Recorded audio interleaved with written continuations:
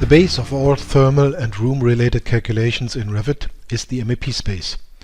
This element is the bridge between the individual room-bounding elements like walls, floors, doors and windows, and the non-graphical element space. MEP spaces primarily show room name and number, but behind the scenes they are also capable to hold data for heating, cooling, ventilation and other.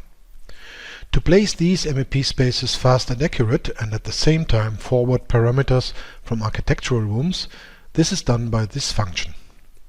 The Create Spaces function has a few options. Beside manually, you can place them automatically for the whole floor.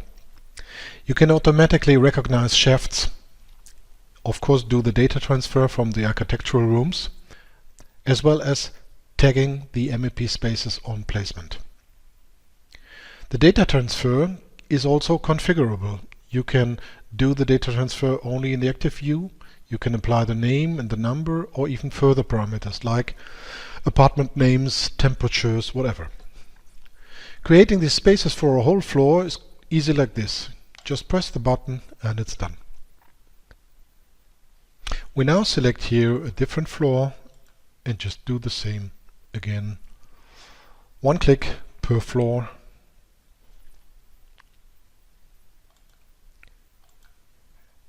And afterwards the whole building or all rooms in the building are optimally filled with MEP spaces.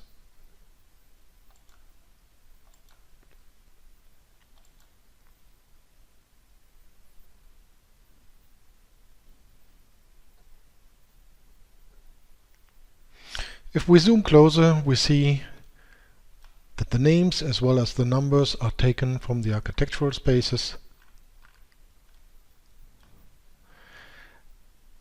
And with a section view, we can easily check if everything is alright. We switch on here the other levels and see everything is as we expected.